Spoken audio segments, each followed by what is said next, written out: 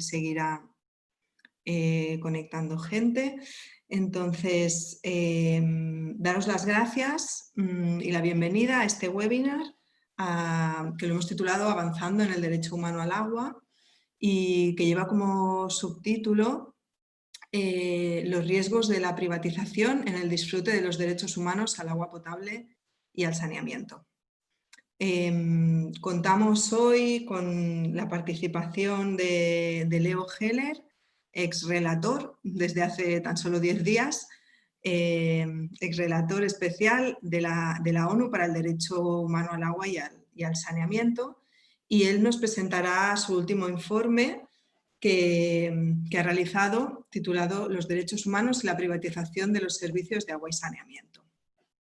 Desde la Red de Agua Pública, AEOPAS y Aigua es Vida, pensábamos que era interesante poder hacer una presentación en castellano de este informe,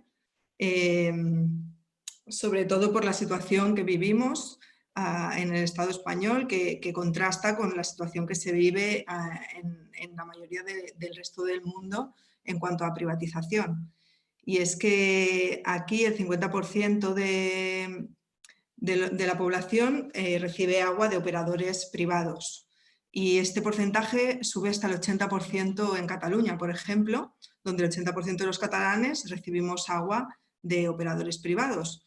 Cifras que contrastan con, por ejemplo, los datos europeos, donde el 80% de los europeos reciben agua de operadores públicos, o con los datos mundiales, donde el 90% de la población mundial recibe agua de operadores públicos. Es decir, que vivimos en una situación extraña y diferente a la tendencia que se vive en otros países. Es por eso que pensábamos que era interesante conocer los riesgos específicos que señala Leo en su último informe, que produce la privatización de los servicios de agua y saneamiento. Y pensamos que era interesante poder formular colectivamente la pregunta de cómo avanzamos en el cumplimiento del derecho humano al agua una vez tenemos este diagnóstico. Este es un diagnóstico que desde los movimientos ya llevábamos mucho tiempo haciendo, pero que el informe de Leo sí que marca una diferencia, ¿no? y rompe por primera vez esta equidistancia que se vivía desde Naciones Unidas y otros estamentos internacionales respecto al tema de la privatización, donde en los foros internacionales escuchábamos una y otra vez, ¿no?, cómo se repetía que era indiferente que la gestión fuera pública o fuera privada en el cumplimiento de los derechos humanos. Entonces, pensamos que, bueno, ponemos en valor el trabajo que ha hecho Leo por abrir este debate en Naciones Unidas. Creemos que es un gran paso y que tenemos que seguir reflexionando, ¿no?, hoy y muchos días más sobre cómo seguimos avanzando para que este debate pueda fructificar en medidas concretas y nos ayude a avanzar hacia los retos que desde los movimientos y los operadores nos estamos planteando. Para poder avanzar en esto, contamos también con Luis Baviano, de la Asociación Española de Operadores Públicos de Agua y Saneamiento, que nos contará un poco, nos explicará cómo están planteando estos retos que nos encontramos en el contexto COVID, de pandemia, para el cumplimiento del derecho humano al agua y qué esfuerzos están haciendo desde los operadores públicos para avanzar en este sentido. Y contaremos también con Gonzalo Marín, portavoz de la Red de Agua Pública, que nos explicará los casos que hemos vivido desde el movimiento del agua, ¿no?, y que ayudan a ejemplificar estos riesgos específicos que Leo señala en su informe, con casos cercanos que hemos vivido y que estamos viviendo en el Estado español. Por último, contaremos también con Pedro Arrojo, actual relator especial de la ONU para el derecho humano al agua y al saneamiento, que fue nombrado este pasado 1 de noviembre y que nos contará, para terminar la sesión, un poco sobre su plan de trabajo para estos próximos años de mandato. Tan solo 2 minutos más para explicaros cómo funcionará este webinar. Primero intervendrá Leo durante unos 20 minutos con su presentación. A continuación hablarán Luis y Gonzalo, unos 20 minutos más, 10 cada uno, y después abriremos un turno de preguntas de 30 minutos. Como estamos alrededor de 100 personas, somos 100 ya casi y puede que seamos más, vamos a recoger las preguntas en este botoncito que tenéis debajo de preguntas y respuestas, está al lado de participantes, preguntas y respuestas y chatear, pues ahí podéis ir añadiendo vuestras preguntas y las iremos listando, y una vez terminadas las presentaciones yo trasladaré las preguntas a los ponentes intentando ver si nos da tiempo a hacerlas todas las que hayáis planteado. Mientras tanto también tenéis el chat para poder ir comentando. Y finalmente, después de las preguntas y respuestas, contaremos con la intervención del actual relator, de Pedro Arrojo, para ilustrarnos en este próximo mandato. No me voy a extender más y le doy la palabra a Leo para que nos pueda presentar su informe y agradecerle mucho que esté dispuesto a participar en este webinar, que lo haga en castellano, porque sí que creemos que es muy importante seguir abriendo este debate y seguir difundiendo los resultados del informe. Muchas gracias, Leo. Adelante. Muchas gracias, Miriam, por las palabras introductorias. Y la única corrección que yo voy a hablar en portuñol, no en castellano, entonces un poco distinto. Y un gusto compartir la sesión con Luis, también Pedro, en el mandato. Es un gusto contribuir con él en la transición y compartir algunas reflexiones. Yo voy y obviamente buenas tardes a todos los participantes. Gracias por venir en esta sesión. Voy a compartir la pantalla. Creo que están viendo. Miren, por favor, me dieron un señal. ¿Está bien? Sí, se ve perfectamente y se te escucha bien también. Muy bien. Entonces, como Miriam ha introducido, es un informe del relator especial. El relator especial tiene que presentar 2 informes anuales. Yo, en 6 años de mandato, ha submetido y presentado 12 informes. Ese fue el último que yo presenté a la Asamblea General en el mes pasado. Y justamente yo necesité de 6 años para tener una maturidad para escribir este informe. Es un informe muy complejo, porque cuando analizamos la privatización,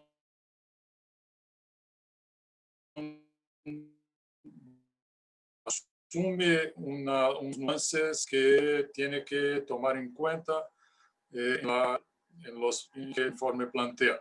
Entonces, la salida que yo encontré para incluir todas las ideas en torno a la privatización fue pensar en riesgos.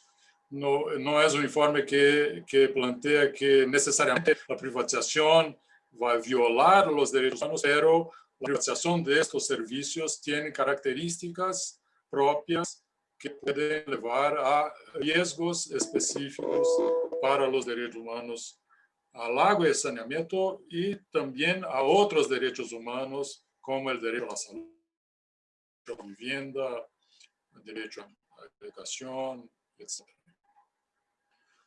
Muy bien. Un primer esfuerzo del informe fue definir, para efectos del informe, el significado de privatización. Lo que yo en el informe llamo de privatización porque es un término controvertido a diferentes definiciones. Hay personas que incluyen privatizaciones todo tipo de actor privado prestando servicios, incluso ONGs. Hay otros que definen privatización solamente como un modelo en que la propiedad de los activos son de prestadores privados. Por ejemplo, es el modelo de Reino Unido, el modelo de Chile. En este informe yo definí de esta forma. La privatización serían todas las modalidades de organizaciones con fines de lucro, de beneficios que prestan servicios, incluidas las empresas multinacionales y nacionales. Se incluye también en esta definición empresas públicas con una proporción importante de acciones de propiedad de inversores privados. Hay muchas empresas mixtas, parte públicas, parte privadas, y cuando la propiedad de los activos, de las acciones de la compañía es muy importante de las empresas privadas, eso también se incluye en esa definición de privatización.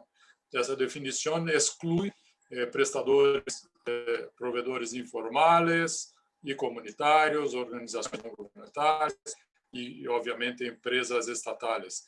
Y también excluye actividades del sector privado que son más subsidiarias en el ciclo del agua, como suministro de materiales, elaboración de diseños de ingeniería, proyectos de ingeniería o actividades de construcción, actividades de corto plazo, que es muy común que los prestadores, incluso públicos, movilicen. Entonces, eso no es parte del análisis de este impacto. Es interesante mapear que hay diferentes maneras de mirar para la prestación privada. Es como si hubiese un espectro de posiciones. En un lado hay, como conocíamos, movimientos fuertemente antiprivatistas que sostienen que el suministro público es el modelo más adecuado para la realización de los derechos humanos y que realmente la prestación privada implica riesgos importantes, mayores que la prestación pública en términos de los derechos humanos. En otro extremo, y eso es muy común en el sector de derechos humanos, y Miriam ha utilizado el término de la equidistancia, yo uso el término de la neutralidad o el agnosticismo de parte de la comunidad, una parte importante, yo diría, de la comunidad de derechos humanos, diciendo que los derechos humanos son neutrales y que lo que importa no es quién presta los servicios, pero el resultado de la prestación de los servicios. Entonces, como en China costumaban decir, no importa el color del gato, que importa es que capture los ratos. Entonces, es un poco la mirada aquí. Y la perspectiva de este informe es que los derechos humanos deben ser neutrales en lo que respecta al tipo de proveedor de agua y saneamiento, y hay riesgos específicos distintos cuando la prestación es hecha por proveedores privados. La análisis empieza planteando un marco analítico, un marco conceptual y analítico, y la pregunta es por qué hay riesgos distintos cuando la prestación es privada. Entonces, estos tres factores, los servicios de agua y saneamiento son monopolios naturales, hay una muy frecuente tentativa de maximizar los beneficios cuando las empresas operan los servicios, y tres, hay frecuentemente también desequilibrios, asimetrías de poder cuando se trata de la relación entre los proveedores y los agentes públicos. ¿Por qué es importante pensar en un marco? Porque muchas veces es muy difícil hacer comparaciones entre la prestación pública y privada, porque es muy difícil demostrar representativo de los dos tipos de prestadores. Entonces, todo tipo de argumento diciendo en la ciudad X o Z houve un incremento de costos. Cuando la prestación es privada, se puede contrapor con otro ejemplo de prestadores públicos cuyos precios son muy altos también. Entonces, es importante pensar que o que sostiene los riesgos de prestaciones privadas son estas tres características de la prestación. El primer factor es que los servicios de agua y saneamiento son típicamente, y eso es una clasificación de la disciplina de la economía, monopolios naturales. Entonces, casi siempre tenemos uno solamente prestador, no hay opciones de contar con más de un proveedor de servicios. Y esto puede... perdón, hay un error aquí en la diapositiva. Estoy hablando no del monopolio, pero del imperativo de maximización de beneficios. Entonces, el imperativo es muy frecuente en los proveedores privados. Eles tentan muchas veces no solamente realizar beneficios, pero maximizar estos beneficios. Esto puede socavar la obligación de los estados de, primero, proporcionar servicios de agua y saneamiento asequibles para todos. Entonces, el tema de los precios pagos por los servicios es importante. Y dos, ampliar, mejorar y actualizar estos servicios, porque hay muchas veces un déficit de inversiones. Ahora sí, el monopolio natural es el tema de que hay un proveedor de servicios casi siempre. Y esto es una característica muy importante. Esto limita, y hay una literatura muy amplia sobre esto, limita la acción de los organismos reguladores. Yo sé que en España no hay reguladores formales, pero en muchos países hay, y es muy desafiante para reguladores regular servicios que tienen esa característica de monopolio natural. Entonces, es muy frecuente haber una captura de los reguladores por los proveedores.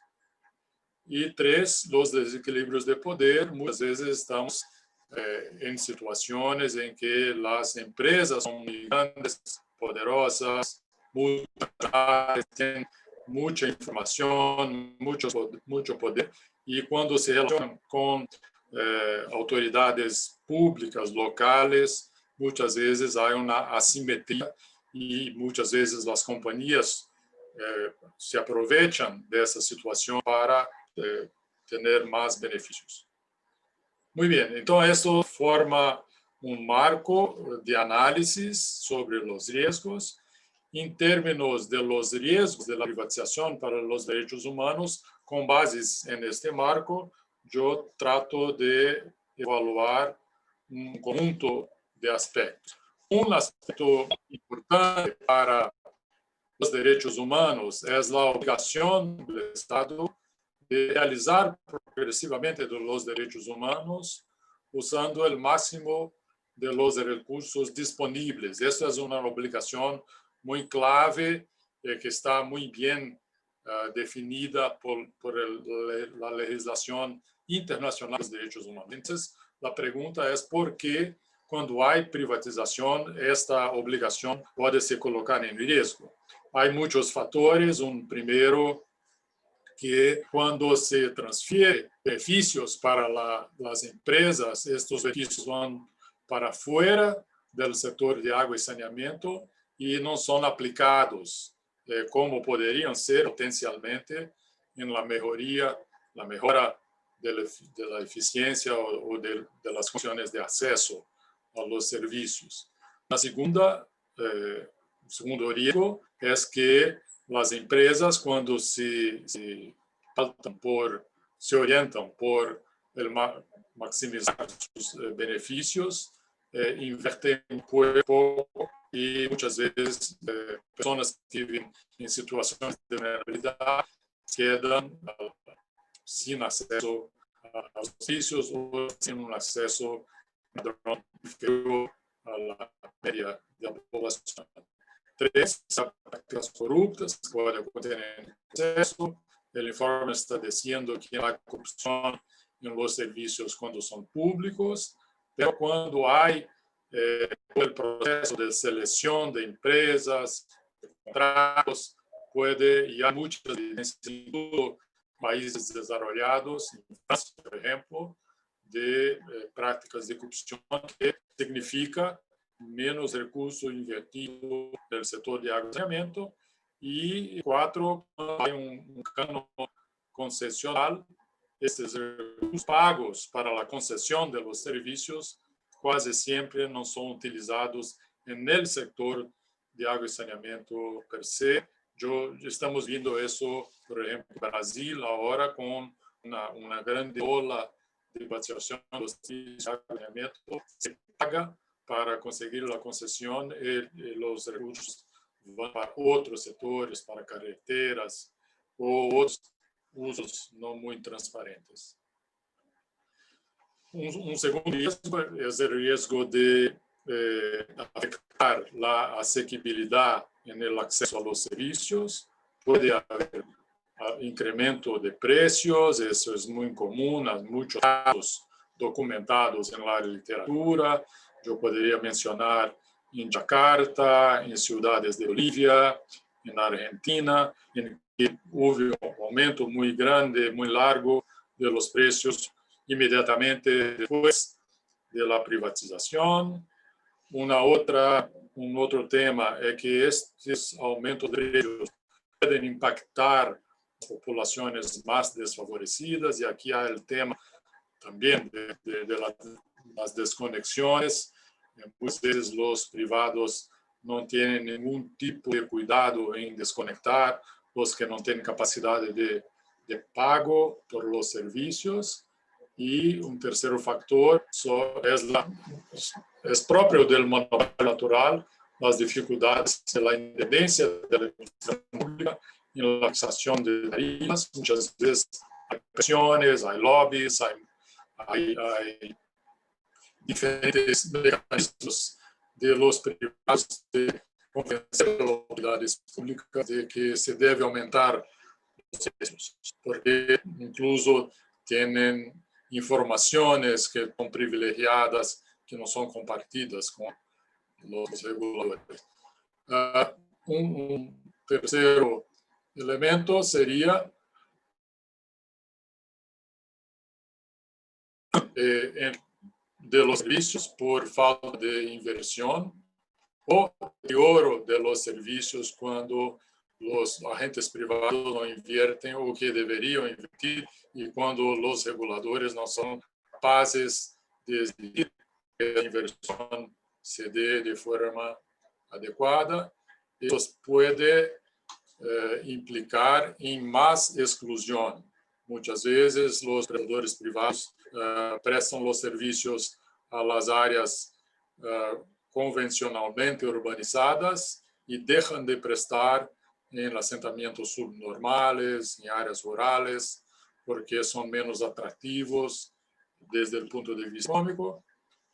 Este es un otro tema de sostenibilidad. Entonces, muchas veces el proceso de inversión puede comprometer la sostenibilidad de los servicios después, incluso que se termina la prestación privada.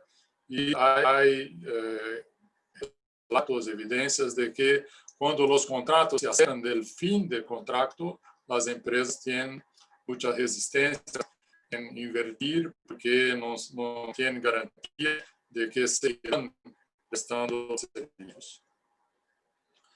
Y hay muchas evidencias de una prestación con un déficit de información clara o de espacios de participación, de rendición de cuentas adecuadas. Hay muchos relatos, incluso en los Estados Unidos, que el cálculo de la tarifa no es transparente, de que la calidad de agua no es claramente informada a la población, y muchos otros ejemplos. Y un tema muy central es el tema de la exclusión de parte de las poblaciones. Es muy frecuente, muy común que las empresas son muy selectivas en términos de seleccionar dónde queremos prestar los servicios, y en general son en las áreas tradicionalmente urbanizadas y no en las áreas rurales, los asentamientos informales, o que implica en ampliar la brecha de acceso entre diferentes grupos populacionales. Entonces, no atende o que la Agenda 2030 nos convoca, que é não deixar a nadie atrás. La parte final del informe son recomendaciones a los estados, a las agencias internacionales, incluso a las compañías privadas, a las empresas privadas, de cómo abordar estos riesgos y cómo establecer salvaguardias para que estos riesgos no duren o afecten fuertemente las poblaciones en situaciones más vulnerables. Es importante decir que hay 3 obligaciones de los estados en términos de derechos humanos.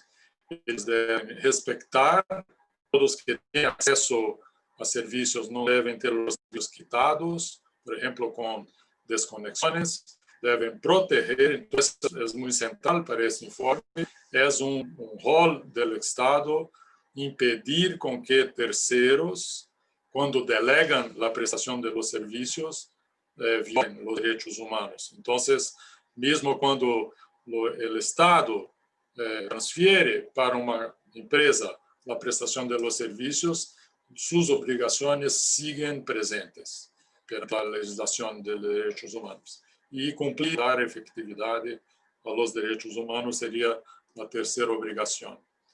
Entonces, hay un conjunto de recomendaciones para los países, los Estados miembros de las Naciones Unidas, y hay muchos cuidados a tomar en diferentes fases de la privatización.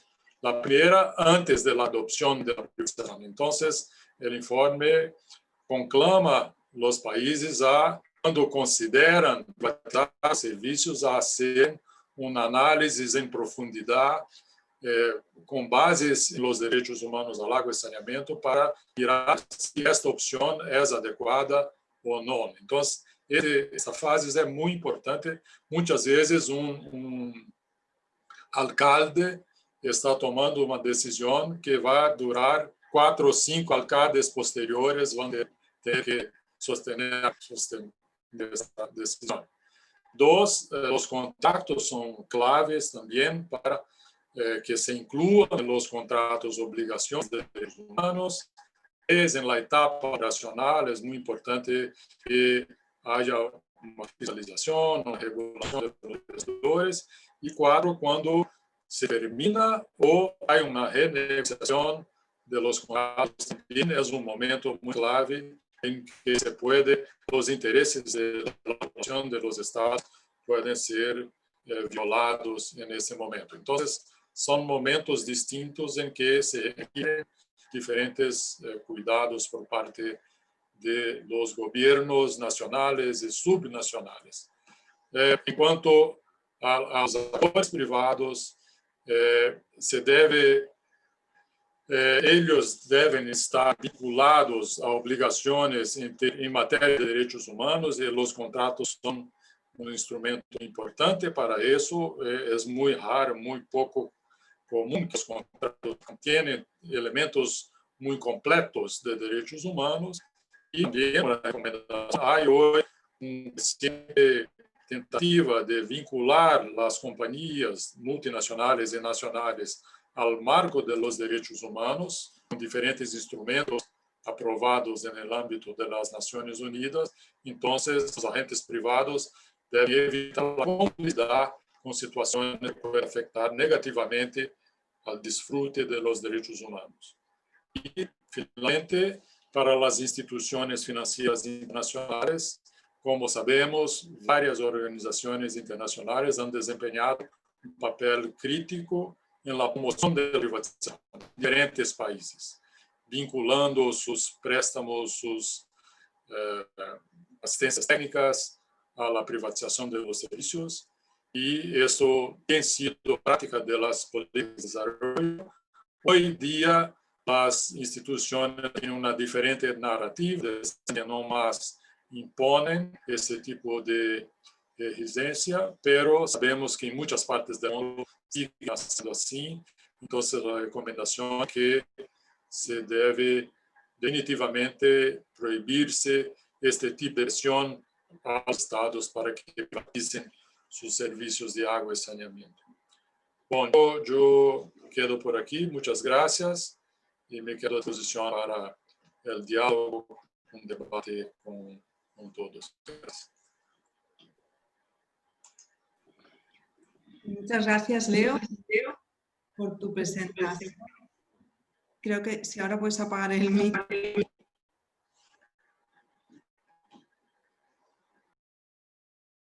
Vale, muchas gracias. En momentos se ha entrecortado un poco, pero yo creo que la presentación ayudaba mucho a seguirlo.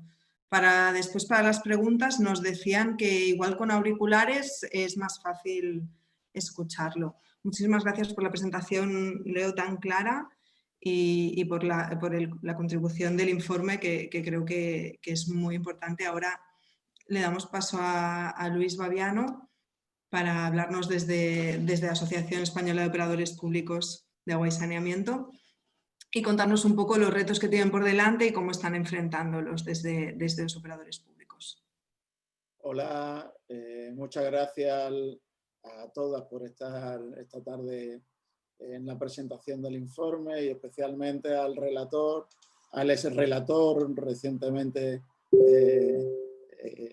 que ha abandonado el cargo, por esta fenomenal herencia que nos da. Creo que es una gran herencia porque hace no solo un diagnóstico de la situación, sino a los países, por ejemplo, que tenemos un alto porcentaje de privatización, como es el caso del Estado español, con un 50% de privatización en el sistema de agua y saneamiento, nos dan las pautas de salvavidas precisamente para poder proteger los derechos, en este caso los derechos humanos que los ciudadanos deben de tener, ¿no? Desde los operadores públicos creemos que en un país como el nuestro, mediterráneo, la accesibilidad y la asequibilidad va a ser un reto fundamental para las generaciones futuras. Si lo enlazamos fundamentalmente con el cambio climático, el verdadero elefante de la habitación de la península ibérica va a ser el cambio climático. Los efectos negativos del cambio climático son claros. Un aumento de la demanda de los recursos hídricos a nivel urbano provocará tensiones por las diferentes demandas que se den y un aumento sustancial de las tarifas. El déficit hídrico que limita el abastecimiento por falta de recarga de acuíferos o por evaporación de los embalses provocará problemas de calidad, provocará costes añadidos importantes en los sistemas de abastecimiento y provocará periodos de inundaciones y periodos de sequía mucho más recurrentes y más agresivos. Todo ello supondrá limitaciones, irrupciones del servicio, inversiones, fuertes inversiones que recaerán en gran medida en la tarifa y por tanto tendrá una especial afección en los colectivos vulnerables.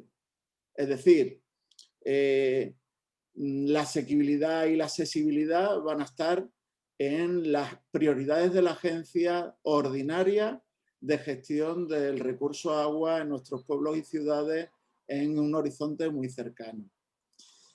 Además, algunos autores ya nos están hablando que las epidemias, como estamos comprobando, van a ser muy recurrentes y por tanto vamos a ver que la gestión de estas epidemias también van a provocar importantes impactos en los grupos vulnerables, como se está viendo en el COVID.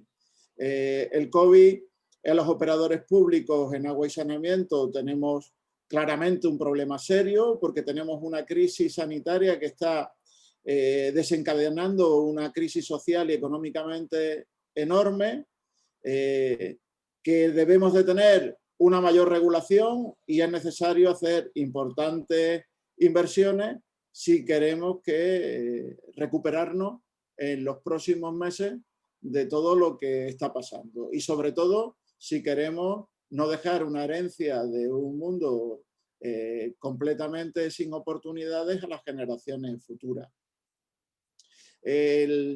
La gestión del COVID en nuestro país creemos que ha tenido importante relación con el binomio agua y sanidad.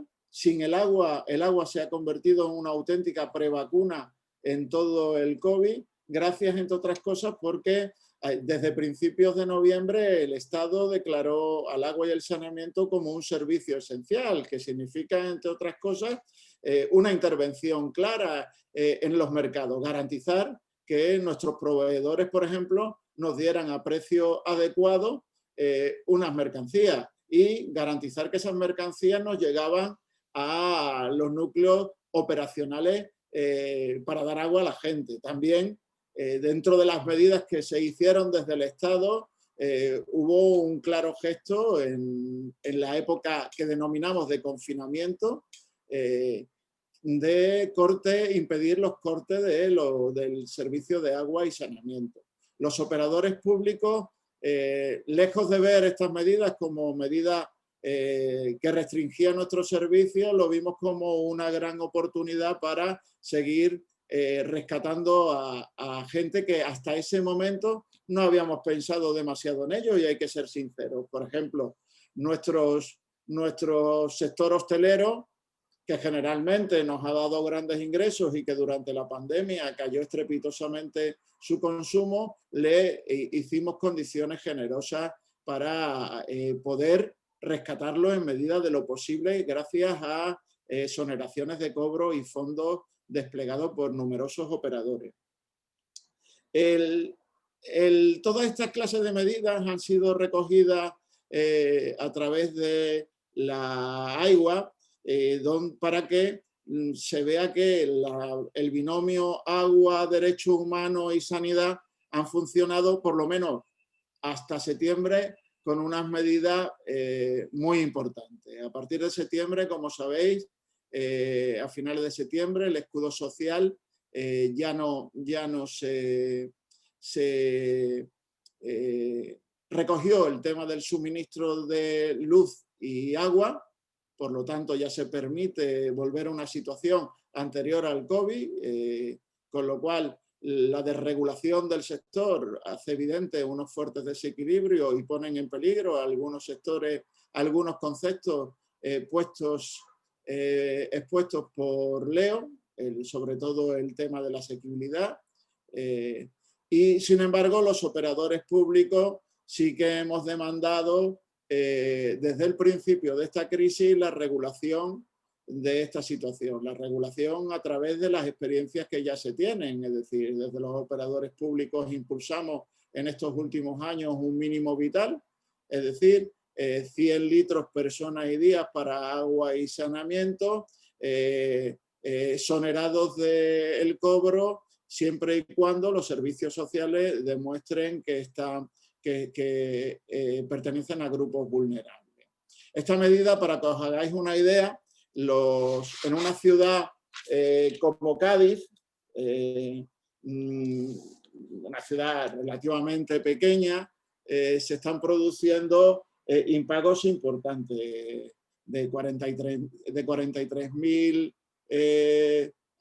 asociados, abonados. Aproximadamente se han producido impagos de 4.000 personas.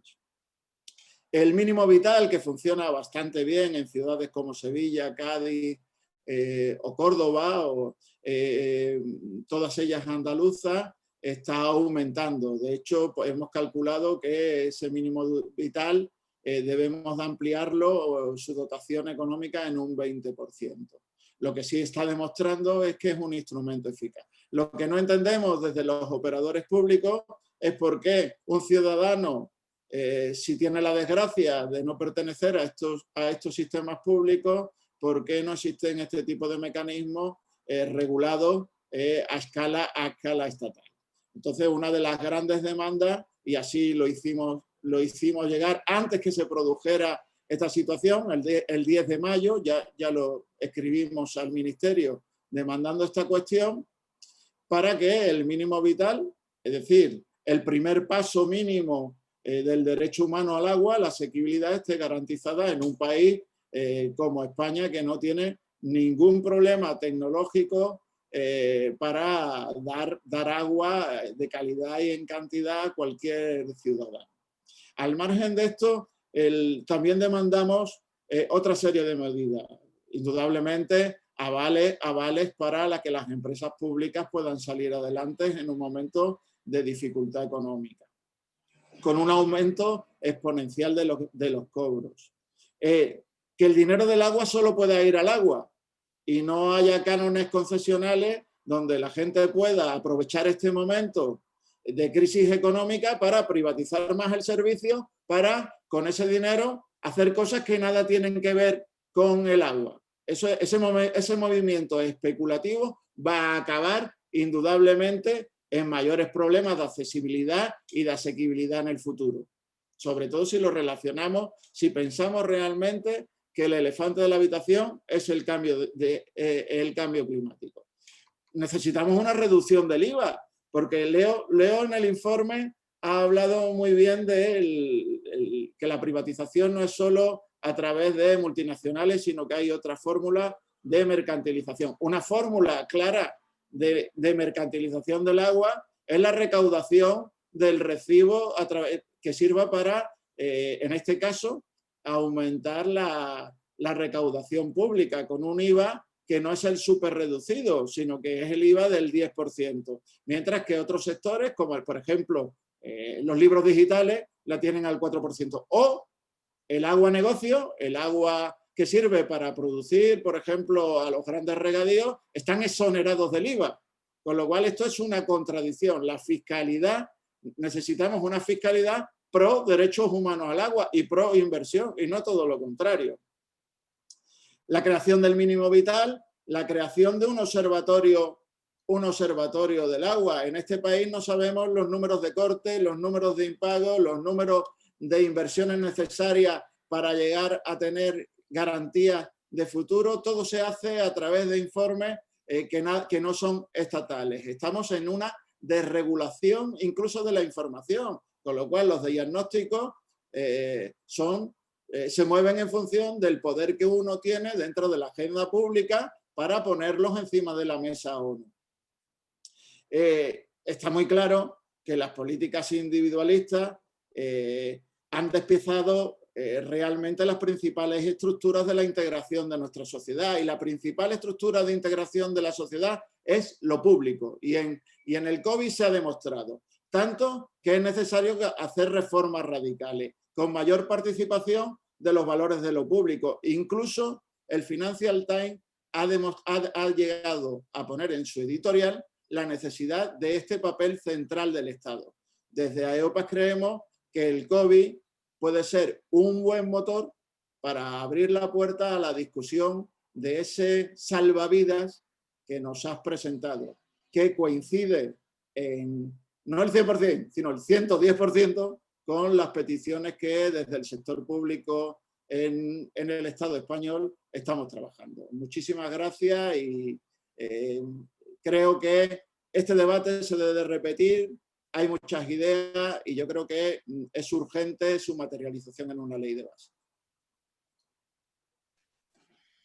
Muchas gracias, Luis, por tus aportaciones y las aportaciones desde los operadores. Damos paso ahora a Gonzalo Marín, desde la Red de Agua Pública. Hola Miriam, muchas gracias. Es un placer compartir este momento con todas las personas asistentes, con Luis, con Leo, con Pedro y contigo. Y como ya avanzabas en tu presentación, voy a intentar reflejar algunos puntos que se resaltan en el informe de Leo y que tienen una puntual reflejo en la realidad española. En primer lugar, entendemos que en el informe de Leo se recoge una buena parte de nuestros análisis y reivindicaciones. También constatamos que los riesgos de la gestión privada que se identifican tienen un reflejo en nuestra realidad, que es precisamente lo que voy a intentar de una manera muy sucinta comentaros. Voy a agruparlos en torno a los tres temas a través de los cuales se identifican los riesgos que Leo comentaba en su presentación. En relación con la maximización de los beneficios, hay un tema que es recurrente en la realidad española, que es el incumplimiento de los planes de inversión de los servicios privatizados. Esto es normalmente no identificado por la escasa capacidad de muchos ayuntamientos de hacer un seguimiento de los contratos de concesión. De tal forma que cuando acaban los contratos se ven claramente los déficits de inversión. Esto, por ejemplo, pasó en el caso de Valladolid, que al finalizar el periodo de concesión se identificó un déficit acumulado de en torno a 100 millones de euros. Sin embargo, no en todos los casos los ayuntamientos no proceden a un seguimiento. Hay un caso singular, que es el caso de Arteixo, en Galicia, que se detectó por parte del ayuntamiento el incumplimiento de los planes de financiación y fue el motivo por el cual se rescindió el contrato y fue el momento en que se inició un proceso de remunicipalización de los servicios en esta ciudad gallega. Luis también comentaba un tema que yo quería resaltar. En pleno momento de pandemia y situación de alarma, el gobierno blindó los servicios básicos de agua, luz y gas a través de sendos decretos ley, garantizando el suministro de estos servicios y prohibiendo los cortes. Esta situación fue cuestionada y hubo una petición expresa por parte del lobby privado de levantar esta moratoria porque, según palabras que manifestaron en una carta a la ministra, podía poner en peligro el déficit financiero estructural de las empresas debido a la morosidad que podía causar a corto plazo. Es un tema que no fue tenido en cuenta por parte del gobierno en ese momento, pero desgraciadamente el 30 de septiembre, cuando se levantó la moratoria, no fue renovada y la situación actual es que en una situación en la cual las desigualdades y la vulnerabilidad de varios sectores de la población deviene en crítica, no está garantizado que se suministren estos servicios ni que se produzcan cortes. Este es uno de las reivindicaciones de los movimientos sociales que tiene distintas vías. Hay casos, por ejemplo, en la Comunidad de Madrid, donde se ha podido llegar a que la propia Asamblea prohíba los cortes de agua hasta enero del próximo año. Bien, por tanto, donde priman las expectativas de beneficio, se ponen por delante de la situación de garantía de los derechos al agua y al saneamiento. En relación con los monopolios naturales, lo comentaba Miriam y también Luis, en España el 50% de la población más o menos se suministra de abastecimiento a través de operadores privados. Y el 80% de estos pertenecen a tres grupos empresariales, dos grandes multinacionales, Aqualia y Suez, y otra de menor entidad que es Acciona. Lo relevante es que la distribución territorial de estas empresas en cuanto a municipios que han sido municipalizados es bastante homogénea. Es decir, lo comentaba Miriam, en Cataluña la gran parte de los municipios está gestionada de forma privada por Suez, pero también en otras partes y territorios de España, de tal forma que eso le permite a estas multinacionales a tener una distribución homogénea, gestionar de forma empresarial pequeños y medianos municipios, de tal forma que optimizan los recursos y también optimizan los beneficios. Este oligopolio que existe en España ha favorecido también el desarrollo de tramas de corrupción relevantes que han afectado a más de una comunidad autónoma. El caso relevante es el Pokémon. Pokémon es un caso que afectó a Suez y que tiene brazos en Galicia, en Asturias y en Murcia. y también a través de pagos y financiación ilegal de partidos en Cataluña. Esto es un hecho singular de que se aprovecha este oligopolio en el Estado español. Otro de los temas que lo pone en evidencia Leo en su informe es que en los servicios privatizados se subcontratan obras y servicios secundarios. Esto es generalizado en el caso español. Un ejemplo paradigmático es el caso de Arteixo.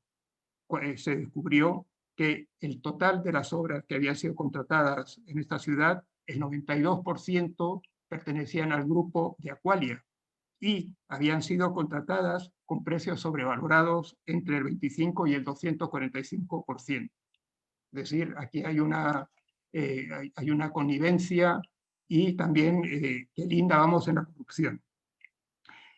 En relación con los desequilibrios de poder, quería resaltar unos casos brevemente. El convenio que se firmó entre el Consejo General del Poder Judicial y la Fundación Akbar, que pertenece a Suez, que se desarrolló entre 2012 y 2015 con el objetivo de aportar conocimiento y formar a los jueces en el derecho al agua, de tal forma que los jueces se formaban por parte interesada. Esto fue relevante porque, de hecho, un juez del Tribunal Supremo participó en un dictamen, en un juicio en Murcia, a favor de la empresa privatizada y no se atendieron las denuncias o las peticiones de recusación por intereses. Sin embargo, hay los casos interesantes de desequilibrio de poder se han manifestado en las obstrucciones que han habido en la remunicipalización, para evitar las remunicipalizaciones. Un caso que es muy importante por el impacto que tuvo es que se incorporó al ordenamiento legal a través de una ley específica artículos, condiciones y exigencias de los ayuntamientos para que pudieran remunicipalizar. Y de hecho, el cumplimiento de esas obstaculiza de forma determinante los procesos de privatización. Una de las reivindicaciones de los movimientos sociales y también de los operadores públicos es que se derogue esta ley. Es una ley que afecta al régimen local. Pero también la obstrucción de la remunicipalización se ha dado en casos concretos y es relevante el caso de Valladolid. Cuando Valladolid decide emprender la privatización, tuvo que afrontar nada más y nada menos que 10 contenciosos administrativos tendentes a paralizar la privatización. Lo relevante es que de esos 10 había representantes de o estaban protagonizados por la empresa que había sido concesionaria del servicio, por organizaciones afines a la empresa, por la patronal de los servicios de las empresas que suministran agua y nada más y nada menos por el ministro de Hacienda, por el Ministerio de Hacienda, atendiendo con el objetivo claro de paralizar la privatización. Por último, hay una cuestión que es también relevante y se manifiesta como el desequilibrio de poder afecta a las reivindicaciones del disfrute del derecho, y este es el disfrute al derecho humano a la participación ciudadana. En Barcelona, en 2018, se intentó organizar una consulta ciudadana en el marco de unos procedimientos aprobados por el Ayuntamiento de Barcelona, en el cual se pretendía someter la posibilidad de que la ciudadanía decidiese sobre el modelo de gestión en la ciudad. Tuvo que soportar 5 denuncias de Akbar, que es la empresa que suministra el agua en Barcelona, de tal forma que obstaculizó de una forma muy relevante los procesos de consulta que se pretendían llevar a cabo. Por tanto, muchas de las manifestaciones y de los riesgos que Leo denota en su informe son, nosotros lo podemos comprobar en la realidad española, y frente a eso voy a acabar un poco reflexionando un poco en lo que Miriam nos hablaba de cuáles son un poco las expectativas y los retos que tenemos. Nosotros reconocemos que el informe nos presenta ante algunos retos que ya hemos asumido y otros que tenemos que afrontar en el futuro. Básicamente, yo creo que se refieren a la necesidad de fomentar la implementación progresiva de los derechos, no solo en la gestión de los servicios, sino también en su incorporación plena al marco regulador, incluyendo los contratos de concesión que los toca, que se tocan en el informe de una forma interesante. En este sentido, la Red de Agua Pública y AEOPAS hemos elaborado un documento de bases que pretende, de bases sobre la regulación del ciclo integral del agua en España, que pretendemos llevar al Parlamento para su debate y eventual tramitación legislativa. Esta iniciativa de propuesta de regulación, respetamos el marco regulador actual, pero incorporamos en buena parte los criterios y principios de los derechos humanos al agua y al saneamiento. También es fundamental conseguir la implementación en la gestión de los servicios a través de reglamentos municipales y de ordenanzas del servicio del ciclo. Estos son aspectos que se pueden materializar y nosotros entendemos que es posible y es uno de los retos que existen.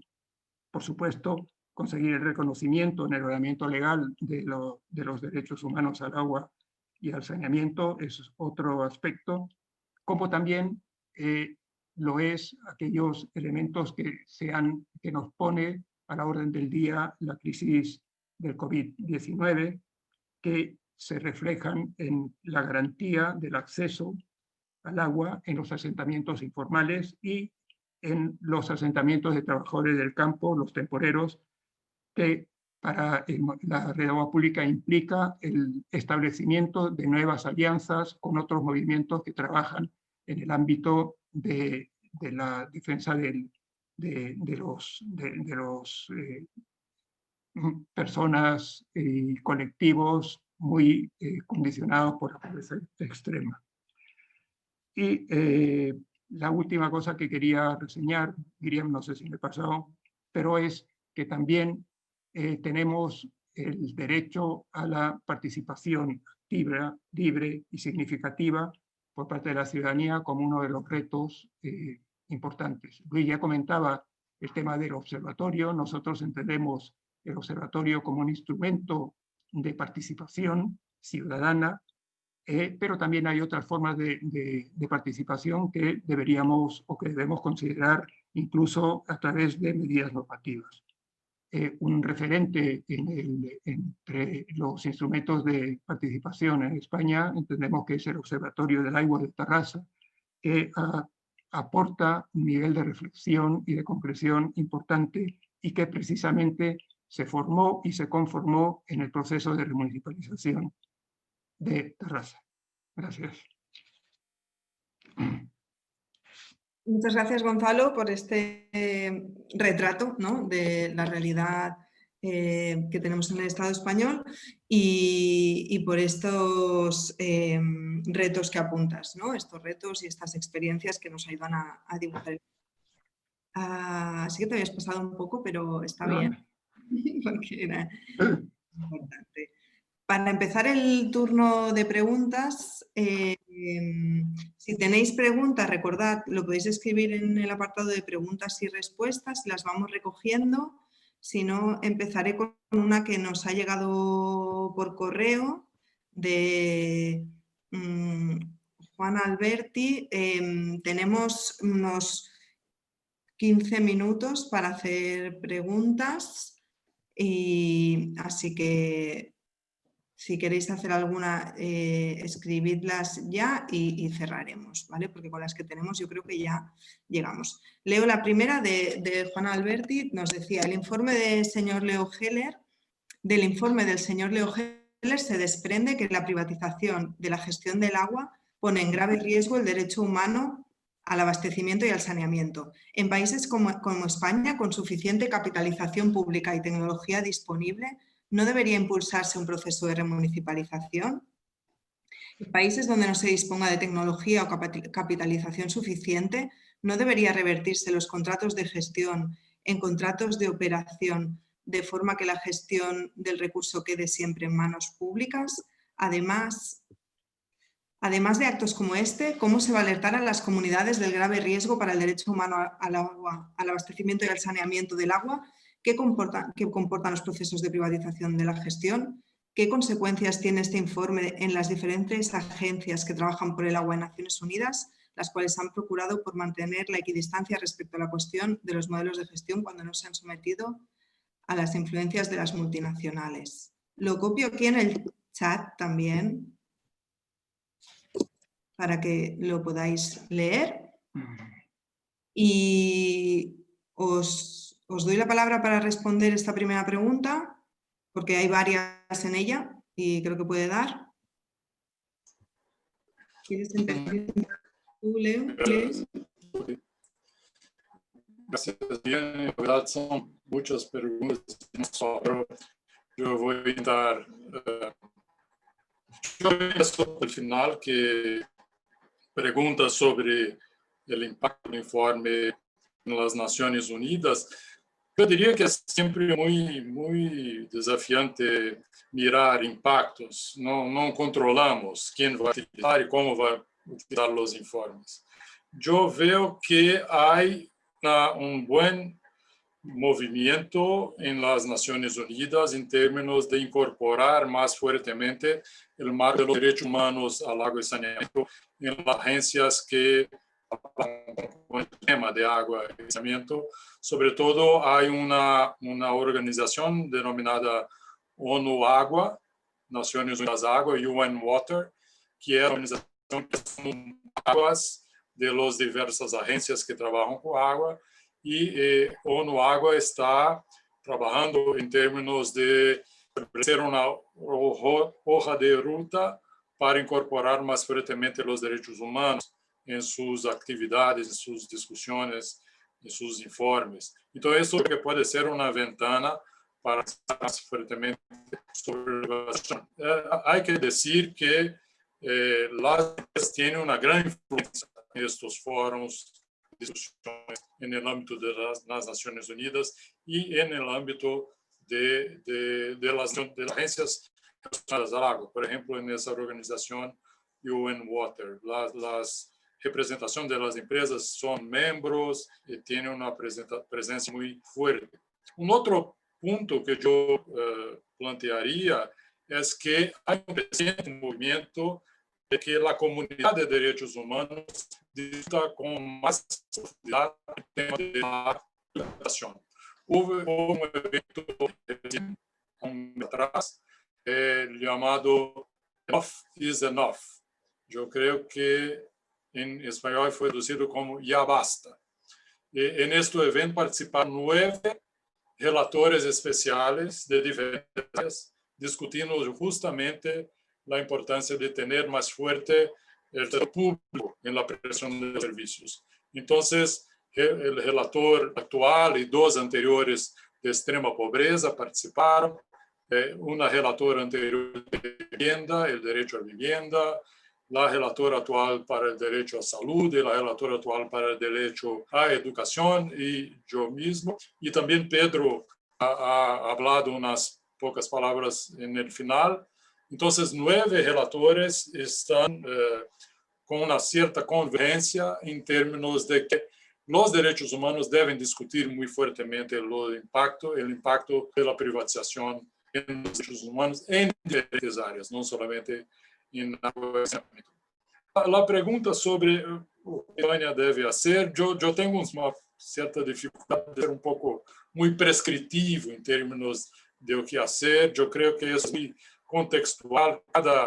Cada municipalidad debe evaluar o que es mejor o que es peor. Es interesante relembrar que hay un movimiento en términos de ampliar de municipalización en todas las partes del mundo. Hay un estudio que muchos conocen que diagnosticó que como 300 o un poco más municipios han municipalizado en los últimos 18, 19 años. Entonces, esa es una tendencia en algunas partes del mundo. Y sí, se debe considerar siempre cuál es la mejor alternativa. Yo reforzaría que la decisión de privatizar es una decisión que carga una responsabilidad muy amplia, porque se está decidiendo hoy por un modelo de gestión que prevalecerá por 20, 30, 40 años para otros alcaldes, otros gobernadores. Entonces, y se consigue mirar hoy o que va a pasar en 30 años. Si habrá otras pandemias, si habrá crisis económica, si la población, cómo se comportará la regulación de los servicios. Entonces, es fundamental un análisis de mucha profundidad cuando se decide o no privatizar los servicios de agua y saneamiento. Yo me quedaría por aquí, Miriam, para no ocupar mucho tiempo. Perfecto, Leo. ¿Os parece que leamos un par más de preguntas? ¿Quieres decir algo rápido, Luis? Es que nos quedan 8 minutos. Dinos. Bueno, yo creo que es interesante que Leo conozca la realidad que se tiene en este país. En este país, el ciudadano medio ha hecho un esfuerzo en apenas 10 años de pasar de su consumo ordinario de 170 litros de persona y día a 120 litros. Sin embargo, hemos pasado de un 19%, un 18% en pérdida de red a más del 21%. Hemos pasado del 30% en nuestro sistema privado a casi el 50%. Es decir, aquí algo está fallando porque la privatización no nos está dando eficacia y eficiencia, sino que nos está dando precisamente una de las claves que ha señalado en tu informe, desinversión. Y fundamentalmente esta desinversión se produce por un mecanismo especulativo. Que aquí en España se privatiza el agua hasta 50 años, hasta 40 años, no por unas inversiones que va a recibir este sector, sino por un dinero que un alcalde en un determinado tiempo va a recibir, que le va a permitir hacer pabellones, rotondas, acerados, polideportivos. Lucir, para él la privatización no es un problema, es la solución para enjuagar sus cuentas y para dejar su huella en su pueblo o en su ciudad. Con lo cual, la pena es cuando pasa ese tiempo y se siguen por desinversiones claras. Por ejemplo, la remunicipalización que ha salido en Valladolid no se debe fundamentalmente a la tarifa, por ejemplo, sino fundamentalmente a la desinversión que había producido este sistema perverso en la ciudad y la necesidad de afrontar nuevas inversiones que van a pagar los ciudadanos en un breve tiempo. Es decir, el gran reto, lo vuelvo a señalar, es qué va a pasar los próximos años en un contexto en el que todas las instituciones reconocen que vivimos en una situación de emergencia climática y que hay que tomar medidas urgentes. La privatización del agua precisamente rema al contrario de esa urgencia.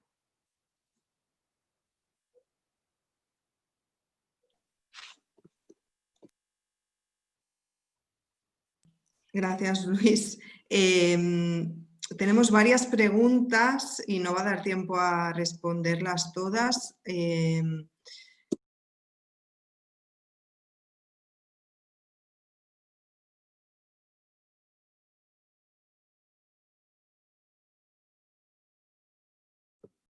Perdón, estaba silenciada, ¿no?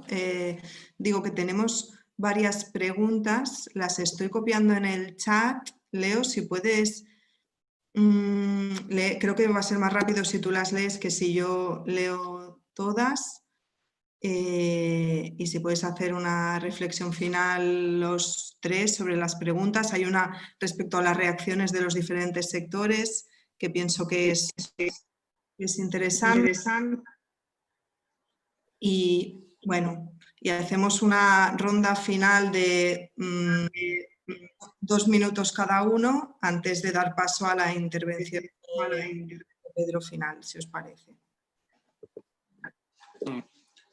Ok, gracias, Miriam. ¿Cuánto tiempo tengo? ¿Uns 10 minutos? 3. Bien, yo voy hablando. Si hablo demasiado, me corto, por favor. Sí, yo he visto esa pregunta de Joaquín Gómez, que es muy interesante. Sobre todo Joaquín, porque lo que ha hecho cambiar mi opinión. Yo empezaría diciendo que yo porque, verdad, en 2017 yo aparecí en el foro de agua en Barcelona. Y en ese foro, después de mi presentación, hubo una pregunta sobre mi posición en relación a la privatización. Y es verdad, yo he dicho que la legislación, el marco de los derechos humanos no indican una preferencia por la prestación pública o privada. Eso es verdad. Y yo trato de eso en mi informe. O que hay, y eso es muy poco conocido, es que en la observación general número 15, que es la observación que interpreta el derecho al agua, hay una frase que dice que el agua debe ser tratada como un bien social y jamás como un bien económico. Y esto no jamás fue muy bien interpretado, bien comprendido. Pero lo que yo he dicho en la respuesta a esta pregunta fue, sí, eso es verdad, que la legislación no indica una preferencia, pero en mi perspectiva, la prestación privada implica riesgos para los derechos humanos que son muy particulares. Y que yo hice en ese informe fue explorar estos riesgos. Si hay la grabación de la sesión, se puede chequear. O que pasó después de la sesión, un periodista ya ha procurado y me ha hecho una pregunta parecida, he respondido de la misma forma, pero en su materia, en el periódico, es un periódico virtual, me parece, ella retiró totalmente del contexto esta primera parte de mi respuesta y pareció que yo soy neutral en relación a la privatización, que no es verdad. Y hubo yo diría, una distorsión de mi argumento en este periódico. Entonces, no cambié de opinión. Y gracias por la oportunidad de esclarecer lo que pasó. Espero que acrediten en lo que yo he dicho. Leandro de Moral pregunta sobre las reacciones de los diferentes actores en relación al informe. El informe tuve grandes reacciones, hubo reacciones muy fuertes de representantes del sector privado en contra del informe. Yo he tenido esa información. El sector privado, por medio de algunas instituciones, enviaron cartas a la comisionada para los derechos humanos. Yo fui acusado de violar el código de conducta de los rectores especiales y son acusaciones, en mi perspectiva, completamente sin sentido, sin bases ninguna. Yo estoy muy tranquilo de que yo he hecho consultas muy amplias para hacer relatorios sustentado evidencias muy fuertes para dar una información. El informe tiene 22 páginas y tiene 120 notas de rodapé mencionando diferentes papers, informes, etcétera, para sustentar todo lo que está dicho allá. Estoy muy tranquilo en relación a eso. Es un informe muy riguroso. Yo escribí personalmente el informe y cada palabra, cada frase fue muy bien pesada, muy bien pensada. Por otro lado, hubo un muy fuerte apoyo al informe por parte de la sociedad civil, de organizaciones sociales. Hubo un manifiesto que fue firmado por 160, creo, organizaciones sociales encuentra esta relación, yo creo que descabida sentido de los privados. Y para mí, lo que es importante no es una relación o otra, lo más importante es que el informe está estimulando un debate en el sector que me parece fundamental. Uno de los objetivos de un informe como este es colocar en la mesa el tema y permitir con que todos lo discutan y miren las diferentes perspectivas. Y creo que las reacciones de hoy en este evento para mí son muy encorajadoras porque notan que es un aspecto abordar el tema con coraje, confrontando la idea de neutralidad de derechos humanos sobre el tema. Terreiro,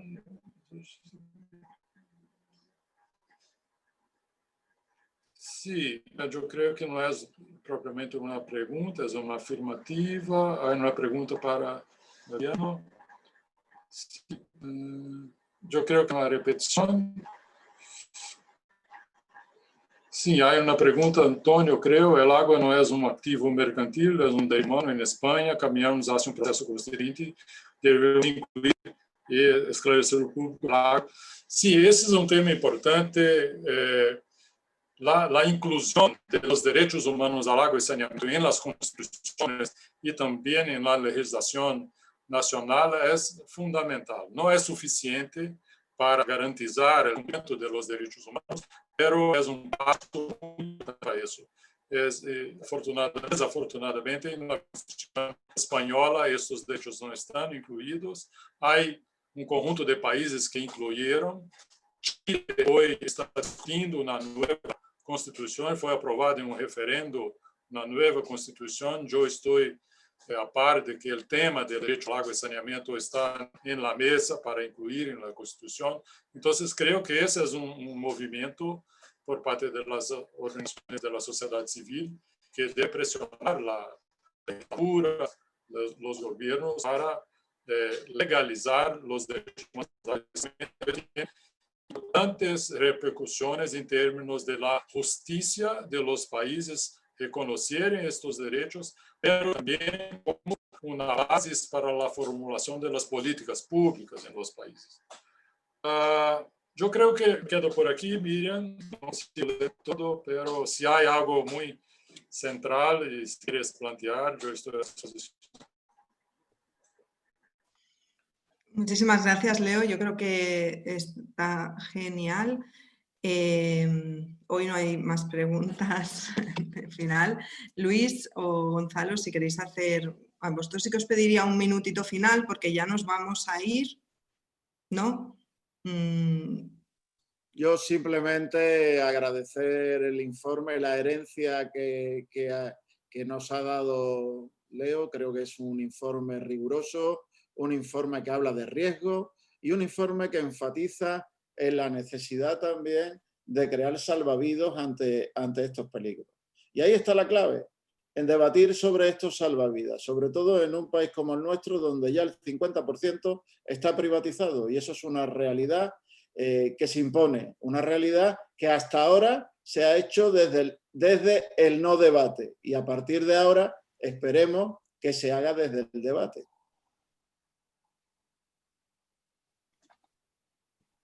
Bueno, yo simplemente poner en valor una vez más el informe de Leo, porque como él lo ha resaltado, este informe pone a la orden del día el debate de la gestión privada, no solo en el seno de Naciones Unidas y en el contexto de los derechos humanos, sino en el conjunto de los movimientos civiles, movimientos ciudadanos, porque nos está revitalizando y nos está poniendo ante retos que yo creo que vamos a afrontar o que tendríamos que afrontar consecuentemente. Muchas gracias. Perfecto, muchas gracias a los tres, en especial a Leo, que se conecta desde muy lejos. Creo que esto sienta las bases, este informe y el webinar de hoy, para poder tener más debates en el futuro desde el Movimiento del Agua, a los operadores, y esperamos poder incluir también a representantes electos, ciudades, y poder seguir avanzando en este debate en cómo implementar estas salvaguardas. No queríamos terminar el acto sin darle la palabra también a Pedro Arrojo, actual relator. Hace un momento en los comentarios Isabel Palomera resaltaba, ¿no?, lo que había hablado Luis sobre el cambio climático como uno de los principales retos, y queríamos que Pedro pudiera explicarnos cómo está planificando este nuevo mandato que ahora empieza, y con esta herencia que decía Luis, que Leo nos deja del anterior mandato, ¿no? ¿Cómo cree que pueden encajar los retos a los que nos enfrentamos, que lamentablemente son muchos, y el agua está en el centro de todo? Así que ahora, Pedro, tienes 10 minutos y regresaremos para hacer el cierre final. Muy bien.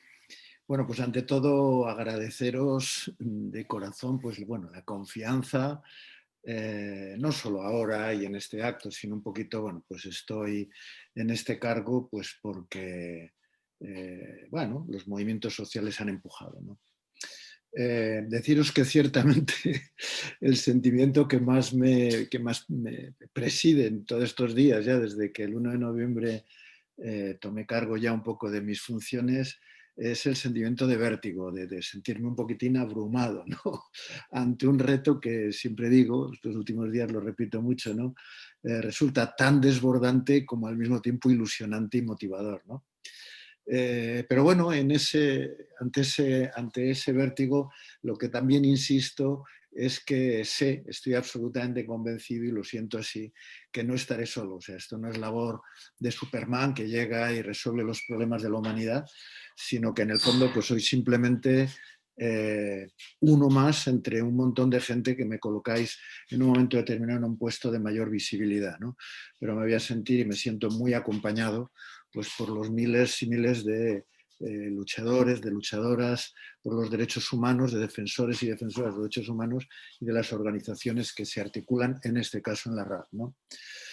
Yo tengo la intención de acabar, de definir, bueno, no acabar, pero sí darle el empujón de los perfiles principales, de planificar mi mandato a lo largo de este mes de noviembre. Así me he comprometido, y bueno, pues tengo toda una serie de reuniones programadas, tanto con personas, de los que estáis, muchos de los que estáis ahora aquí, como de instituciones y movimientos sociales. Yo creo que nos enfrentamos a tiempos de profunda crisis mundial, que probablemente abran un cambio de época. Cada vez lo dice más gente, pero bueno, yo desde luego llevo diciendo tiempo y ahora cada vez es más evidente. En efecto, yo creo que enfrentamos, y mi mandato se va a inscribir en ese contexto, una triple crisis global que pone, sin duda, en riesgos y genera impactos y riesgos muy graves en lo que será o es la aplicación efectiva de los derechos humanos, en particular al agua potable y al saneamiento.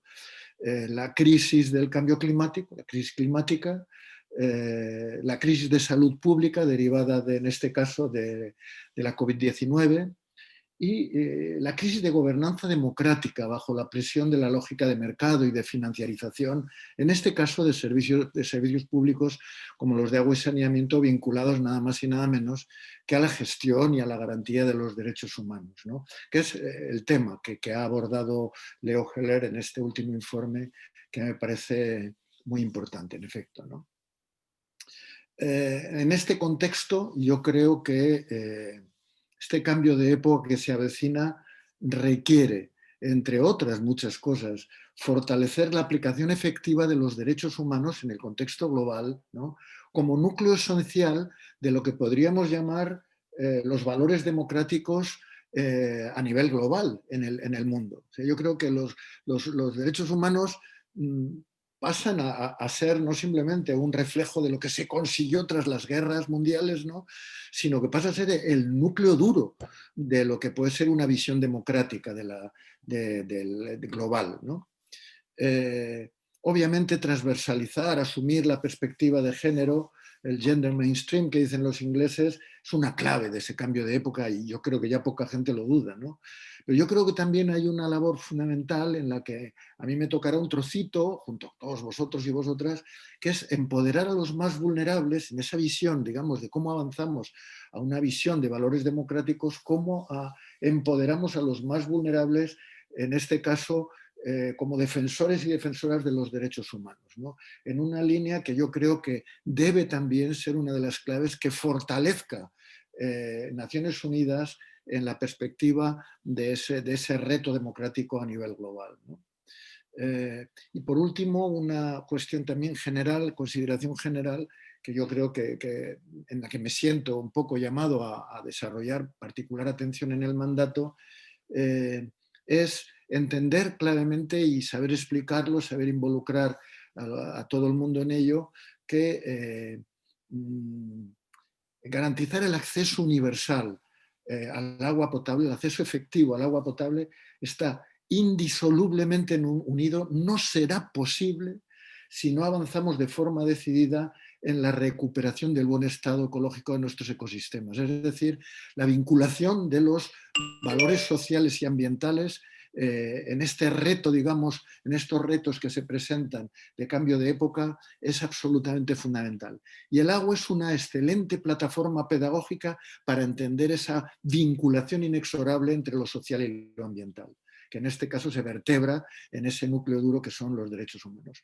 No me voy a entretener en los objetivos que he formalizado en mis debates que hice cuando durante este verano, este largo proceso de selección, pues me requerían, ¿no? Desde la comisión de selección que se formó.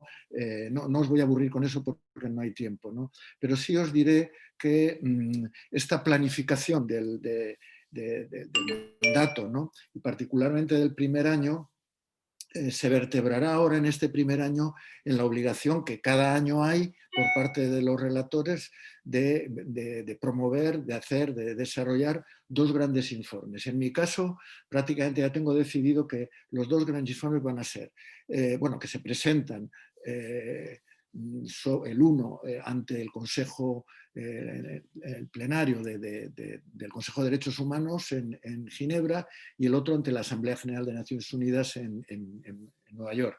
Bueno, el primero para mí va a ser, salvo que me cambiéis la opinión en el tiempo que todavía estoy haciendo consultas, ¿no? Un informe que recogerá la planificación, el perfil de mi mandato y sus objetivos desde la perspectiva de esa triple crisis global, de cambio climático, climática, de salud pública y de gobierno democrático, de crisis democrática, ¿no? El segundo informe temático va a ser sobre los derechos humanos al agua potable y el saneamiento en las comunidades indígenas. Y creo que eso me va a dar ocasión no solo de abordar esa cuestión como uno de los sectores que están todavía, digamos, pendientes de que ahí hagamos foco, ¿no? Porque son de los sectores llevados a una situación de vulnerabilidad más grave, sino porque también ellos, yo creo, intuyo claramente que enfocan, no solo desde sus derechos ancestrales, enfocan las perspectivas de futuro, de esa convergencia inexorable entre lo social y lo ambiental. Yo creo que en ese sentido la vieja sabiduría del pasado, ¿no? De nuestros ancestros apunta y conecta con las necesidades del siglo XXI, ¿no? Y yo creo que en ese sentido no solo va a ser interesante ese informe que somos capaces de desarrollar para las comunidades indígenas, sino también con esa visión de futuro para el conjunto de la humanidad, ¿no? Luego está el tema de las visitas a los países, no me voy a meter en el tema, pero vamos, estoy aspirando a visitar, ya veremos cómo, porque la COVID ya veremos a ver cómo evoluciona, probablemente Honduras o Perú, en América Latina, y algún país de las zonas de conflicto en la región MENA, el Middle East and North Africa, ¿no? Puede ser el Sáhara, en el conflicto del Sáhara, puede ser Etiopía, en el conflicto que ya emerge de manera muy dramática con Egipto, podría ser obviamente el eterno conflicto de Palestina. En todo caso, en todos los casos eso es muy difícil que me dé la venia y por tanto pues estoy lanzando cables, pero ya veremos. ciudadanos. Y luego, una cuestión que para mí es fundamental en el compromiso de lo que me toca, de lo que pueda hacer en estos años, ¿no? En estos 3 años ampliables a 6, ¿no? A mí me gustaría desarrollar un espacio permanente de escucha y diálogo, un doble espacio, que está muy vinculado. Un doble espacio, por un lado, con los movimientos sociales que defienden los derechos humanos, de defensores y defensoras de los derechos humanos, y por otro lado, con los ayuntamientos, una red municipalista de comunicación, ¿no? Porque creo que obviamente mi obligación es discutir y estar en conexión con los gobiernos, con los estados, pero la parte baja del Estado son los ayuntamientos, y los ayuntamientos son los que tienen una relación más directa con la ciudadanía y en este caso además tienen las responsabilidades en muchos casos de ejecutar, de llevar adelante la gestión de los servicios de agua y saneamiento. Luego, por tanto, ahí estoy trabajando, hablando dentro del propio Consejo de Derechos Humanos, porque hay mucho también ya hecho, iniciado. Bueno, por ahí va mi aspiración. Y en el corto plazo deciros que el 19 de noviembre, ya está muy cerquita, está ahí mismo, es el Día Mundial del Saneamiento. Entonces voy a lanzar mi primera iniciativa, un llamamiento que recoge ya uno que hizo Leo a principio de la pandemia y que él ya en aquel momento llamaba justamente a que se levantara ese escudo social, que en España en particular se levantó, en otros países también y en otros no, haciendo más enfático el llamamiento a que no se produjeran cortes de agua en este momento particularmente de pandemia, por lo que se ha explicado, no voy a insistir, ¿no? En esta situación de pandemia el agua es casi el elemento, la higiene y por lo tanto la disponibilidad de agua es casi pues, la única o de las pocas elementos que podríamos decir vacunas, prevención de la extensión de la infección, ¿no?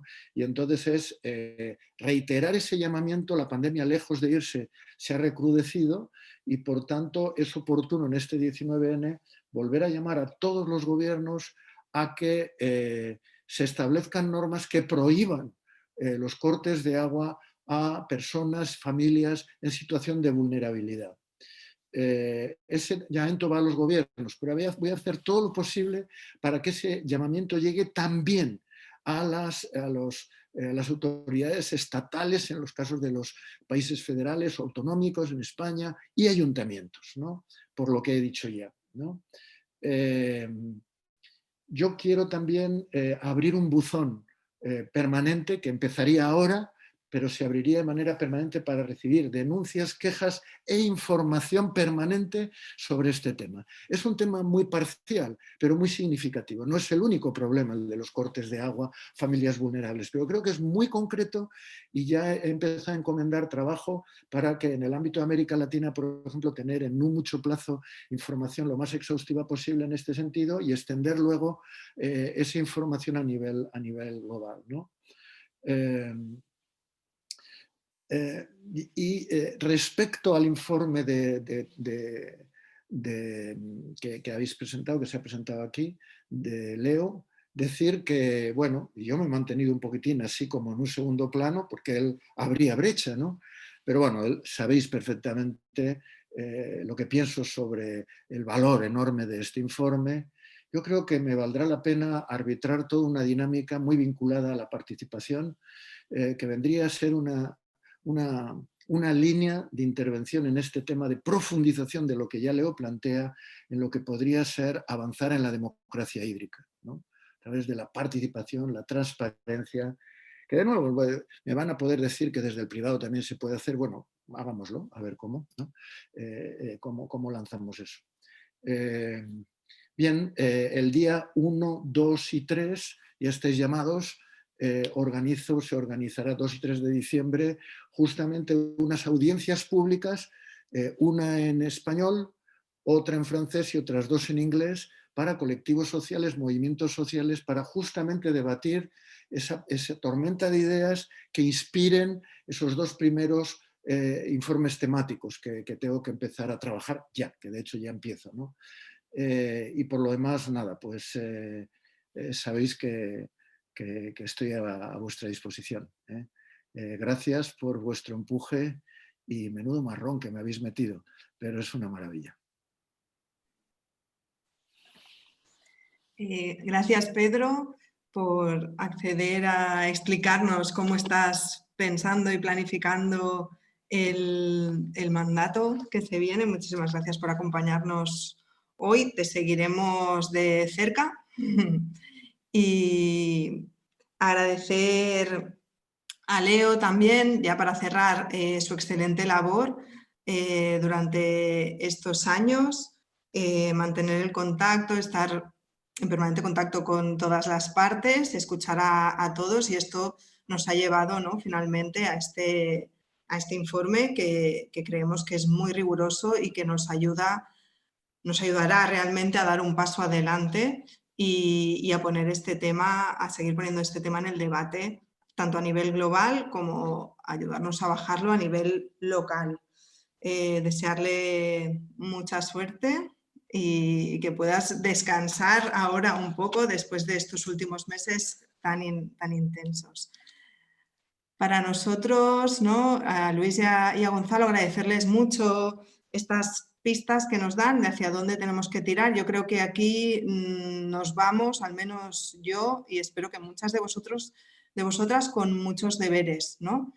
Creo que ahora toca poner en marcha esas salvaguardas, empezar a debatirlas y ver cómo realmente se traducen en cambios que puedan ser legislativos y que nos ayuden a poder salvaguardar el servicio público del agua y a poder ir más allá, ¿no?, implementando temas como la participación y empezando por la prohibición del canon que hablaba Luis. Creo que es urgente que empecemos a trabajar en estas modificaciones legislativas. Creo que es algo que tenemos que hacer conjuntamente, instituciones, operadores, movimientos, y lo más urgente de todo seguramente es ver cómo activamos ya esa moratoria de cortes de la cual se ha hablado en esta jornada y que tuvimos unos meses, pero que ahora mismo no tenemos en marcha, y que por lo tanto